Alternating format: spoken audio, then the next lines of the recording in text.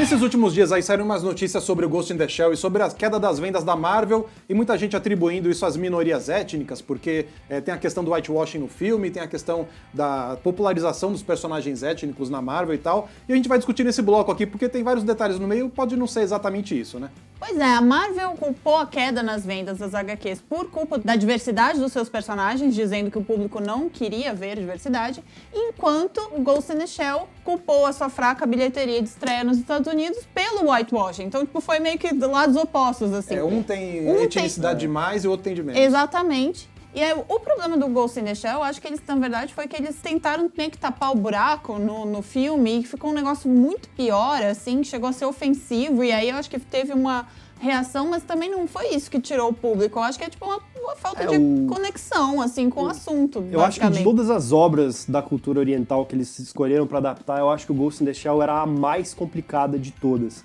Porque ele lida com temas que vão para muito além, não só da questão de você ter um ator americano no papel japonês, mas todo o filme, toda a ambientação, ela é meio que uma resposta à apropriação cultural dos Estados Unidos em cima do Japão e do Japão em cima dos Estados Unidos. Você pega toda uma identidade nacional que foi destruída depois da Segunda Guerra, e aí eles começaram a pegar coisas americanas, tanto que o Astro Boy, ó, da Disney, que tá na base do anime, e isso foi sendo construído em cima, meio que criando uma amálgama entre Estados Unidos e Japão, mas de certa forma é uma coisa que quando a gente vê de fora, a gente bate o olho e vê que é japonês.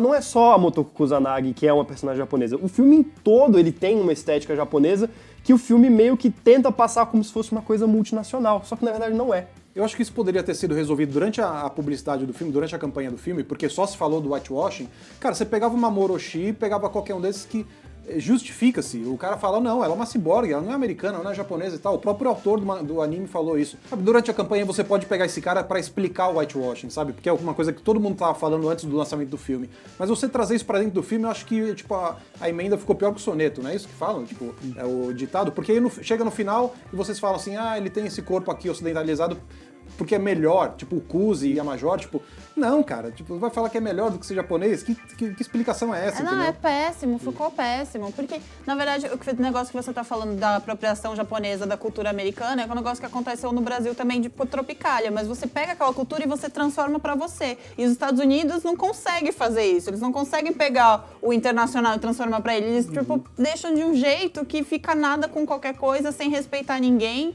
tentar padronizar, e eu acho que pegar um material de origem tão complexo e tentar também levar para um público de massa, assim, foi um negócio que não deu certo. É muito complicado. É por isso que, por exemplo, a pessoa, o cara que não manja muito, ele vai bater o olho no Ghost in the Shell e vai falar, eu já vi isso no Matrix, eu já vi isso no Blade Runner. E muitas vezes sem nem saber que essas obras acabaram sendo influenciadas, mais no caso do Matrix, né, não o Blade Runner. Foi influenciado pelo Ghost in the Shell.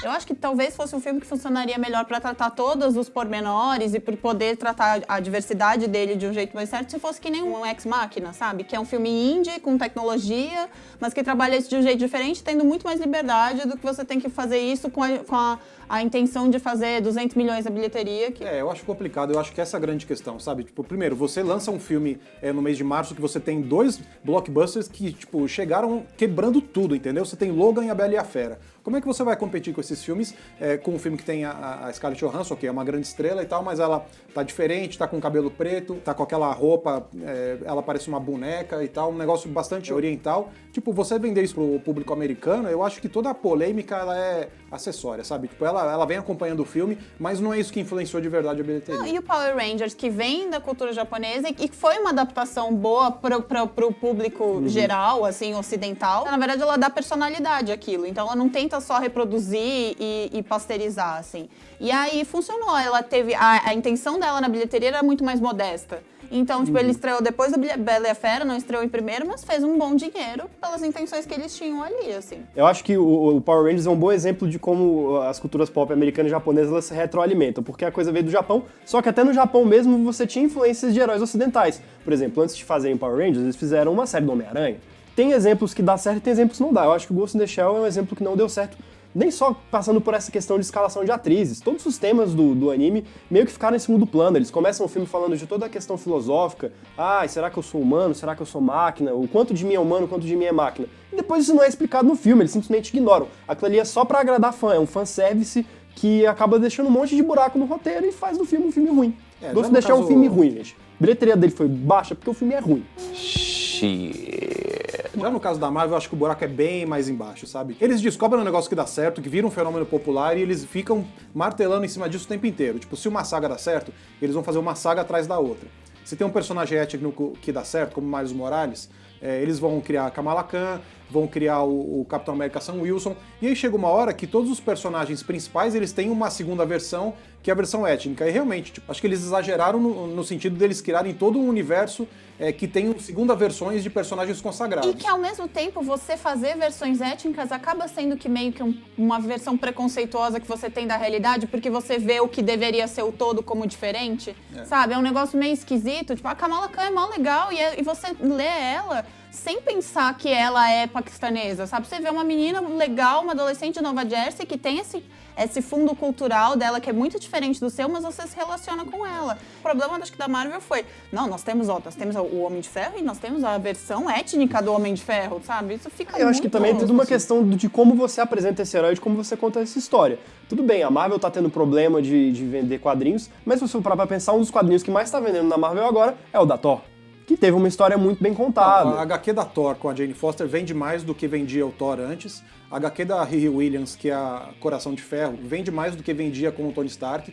Então, exatamente, o buraco é mais embaixo, sabe? Eu acho que depois de Guerras Secretas, a Marvel percebeu que suas grandes séries pararam de vender tanto. Vingadores já não vende tanto. X-Men, que era a série mais prestigiada, que, tipo, a Marvel sempre vendeu X-Men, parou de vender porque ficou muito desprestigiado lá dentro. E que já trabalhava a diversidade de um jeito certo. Exatamente, Tipo, a diversidade já é a gênese, tipo, já é justificável. Não é uma coisa que você transforma numa norma e vira coisa industrial, assim, né? A treta lá com os revendedores é que às vezes o cara tá tentando vender quadrinhos pros leitores, ele não sabe como vender, entendeu? A Marvel tá contando uma saga que ainda não chegou no final e ao mesmo tempo já começou a soltar títulos novos que se passam depois, cronologicamente. Cara, é uma puta bagunça, entendeu? Então eu acho que tem outras coisas. A impressão geral que eu tenho é que, sei lá, desde o pecado original, a Marvel, ela tem esse grande evento que vai alterar toda a cronologia, toda a continuidade da Marvel para sempre, para chegar no ano que vem e ter o próximo grande evento que vai alterar a cronologia da Marvel, a continuidade para sempre. Dá uma certa fadiga, né? Now that pisses me off. Por que eu vou ficar acompanhando essa série se eu sei que no ano que vem já vai começar um outro negócio que vai mudar tudo? Possivelmente as séries que eu acompanho não vão ter mais, o herói que eu acompanho vai estar completamente diferente no ano que vem. Gera realmente uma certa confusão, né? Não é por acaso que as HQs que mais vendem hoje na Marvel são as do Star Wars. Porque são histórias fechadas dentro de uma cronologia que não vai mudar, porque os quadrinhos não vão pautar o que vai acontecer nos filmes. A cronologia tá lá, ela existe a partir dos filmes, as HQs se encaixam lá. Então quem vai começar a ler Star Wars, ele se sente muito seguro de ler aquelas HQs. Então, exatamente. Tava pensando que a gente sempre recebe, por onde eu começo a ler? E aí, hoje em dia, você faz qualquer uma, porque não tem muito onde você responder, sabe? Você escolhe um personagem, beleza, a Kamala Khan tem uma história de origem, ok, você pode começar por ela.